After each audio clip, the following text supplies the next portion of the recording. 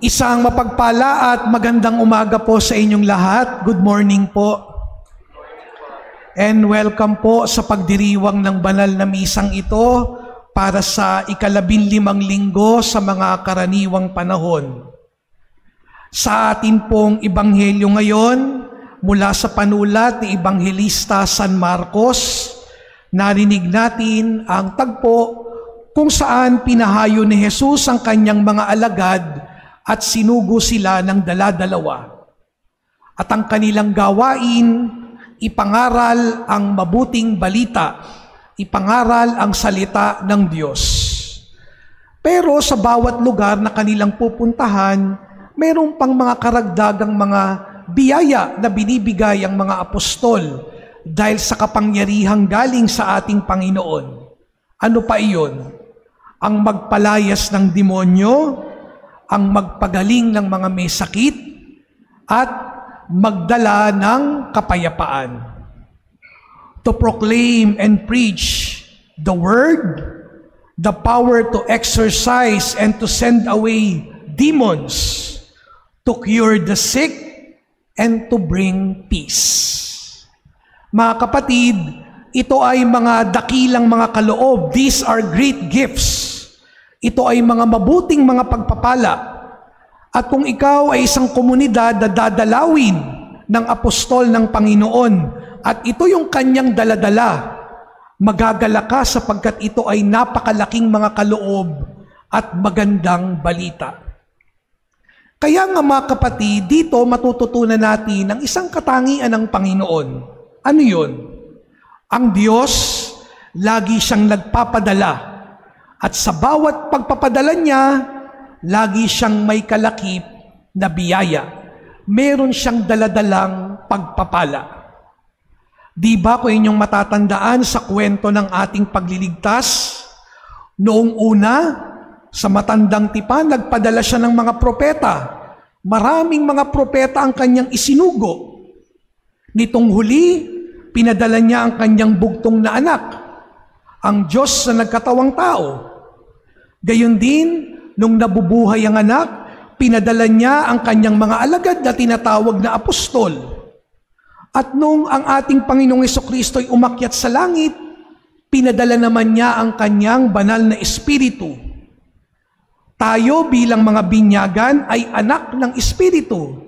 Dahil sa kaloob ng Espiritu, isinusugo din tayo na maging tagapagdala ng mabuting balita ng Panginoon sa ating kapwa.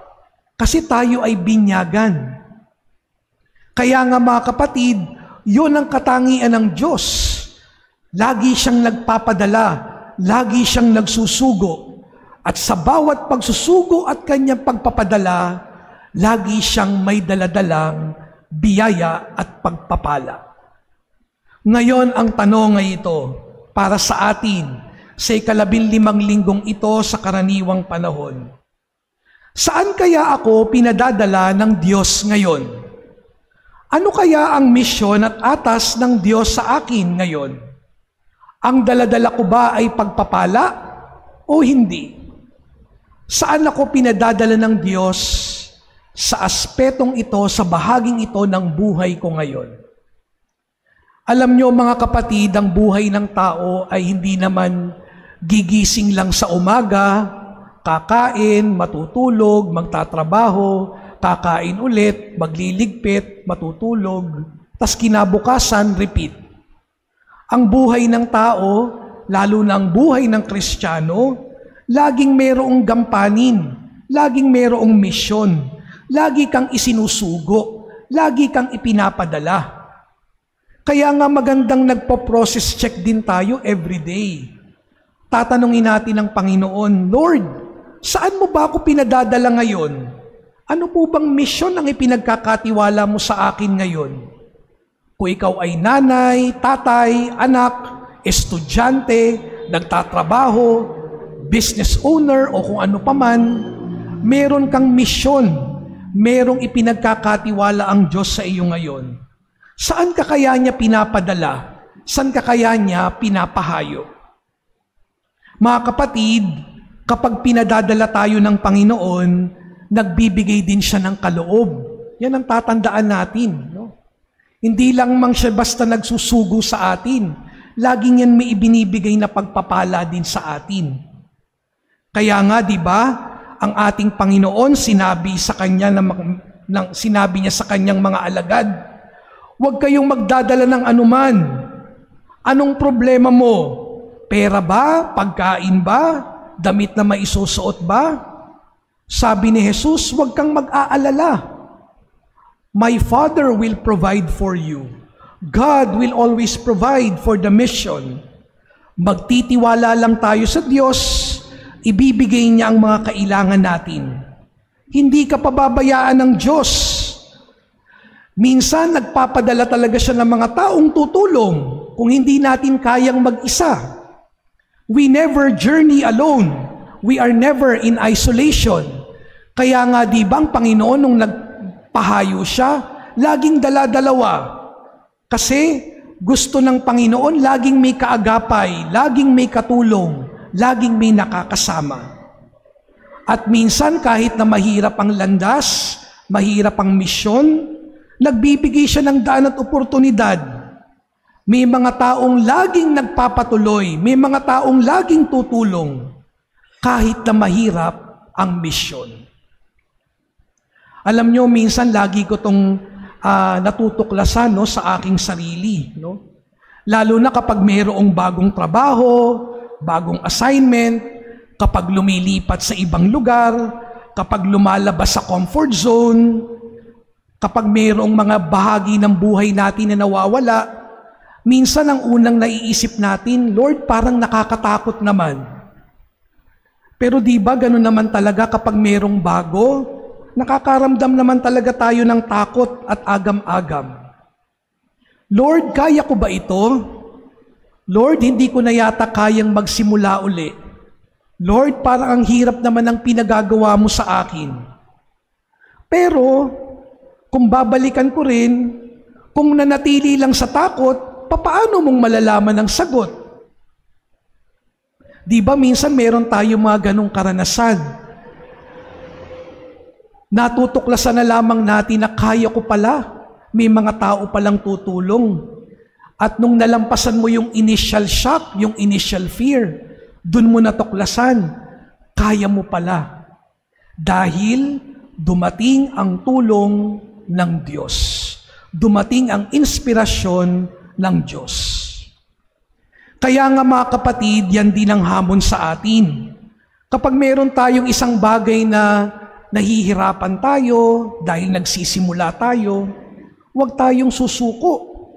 Kasi minsan mahirap man, nagpapadala ang Diyos ng tulong at pagpapala. Yan ang unang-unang katotohanan na tinuturo sa atin ng Ebanghelyo ngayon. Kaya nga kapag pinadala ka ng Diyos sa misyon, kahit mukhang mahirap, baka doon masasabi natin, hinuhubog ka pa ng Diyos. May lesson na nais pang ituro sa iyo ang Diyos. Hindi pa tapos ang Diyos sa paglikha at pagbubuo sa iyo. Patuloy pang iyong paghubog. Patuloy pang iyong formation. Patuloy pa ang pagkatuto. Kaya nga kapag mayroong pinagdaraan ng hirap, imbis na ituon ang atensyon doon sa hirap, maganda sigurong tanungin natin sa ating Panginoon, sa ating mga dasal, Lord, ano bang gusto mong matutunan ko dito? Lord, saan ba ako nagkamali? Ano bang maling ginawa ko? Bakit ako naghihirap ng ganito at nagdurusa ng ganito? Lord, ano po bang mensahe mo sa akin sa mga sandaling ito? Ano po ba yung mga bagay na kailangan kong baguhin? Kasi baka may itinuturo pa sa atin ang Panginoong Diyos. Pangalawa, nagkakaproblema po ang sino mang isinugo ng Diyos kung marami siyang daladala sa kanyang misyon. Alam niyo po, lalo na sa mga mahilig mag-travel dito, alam natin na paulit-ulit na paalala sa atin kapag tayo magta-travel, lalo na sa ibang bansa, ang sasabihin sa atin, travel light. Diba? Minsan may mga magaling talaga mag-impake, kayang-kaya nilang mag-travel light. Pero sa karamihan sa atin, minsan talagang ang hirap mag-travel light. No? Pero ako, kapag ako nagta-travel, na doon ko na lang natutuklasan, at minsan nasasabi ko na lang sa sarili ko, parang hindi mo na-enjoy yung destination kung masyado kang maraming dala. Di ba? Pag sobrang daming dala mo, minsan meron pang anxiety na dala-dala yan dahil baka mag-over baggage ako. No?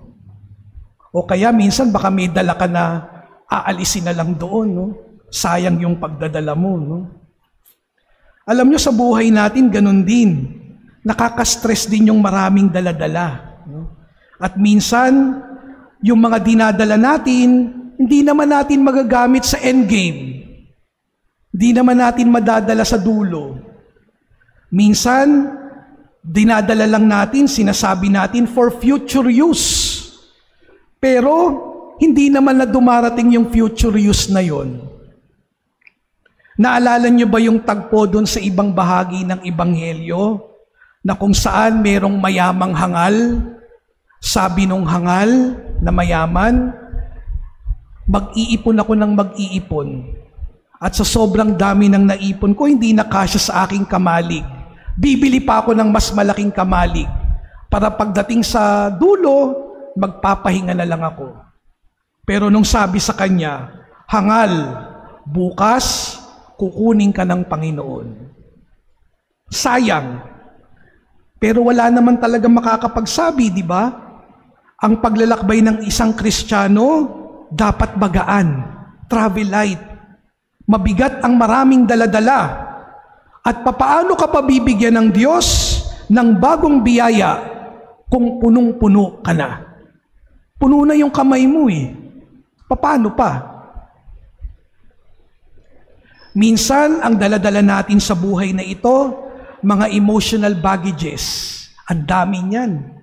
Sama ng loob, tampo, galit, resentment, inggit, hindi pagkakontento. Bakit kaya siya mas mayaman?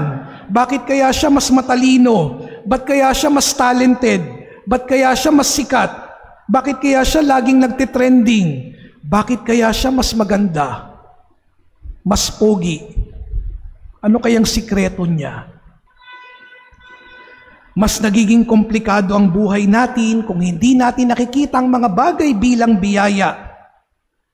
Meron namang ibinigay ang Diyos na biyaya sa atin. Bakit ba tayo maghahanap ng iba? Nagiging mas mabigat ang buhay natin kung hindi natin nasusumpungan ng kapayapaan sa buhay na ito. Palayain mo ang iyong sarili and let us begin traveling lights. Kaya nga mga kapatid, padaluyin ang biyaya. Sapagkat sabi nga ng Panginoon, ang mayroon ay bibigyan pa at lalong magkakaroon. Ngunit ang wala, kahit ang kakaunting nasa kanya, ay kukunin pa. Kaya nga mga kapatid, balikan natin ang unang tanong nung sinimulan ko ang humiliyang ito. Ano kaya ang misyon at atas ng Diyos sa akin ngayon? Saan niya kaya ako tinatawag? Ano kaya ang atas niya sa akin ngayon? Kailangan nating tumugon. Ano ang iyong sagot? Sa ngalan ng Ama at ng Anak at ng Espiritu Santo. Amen.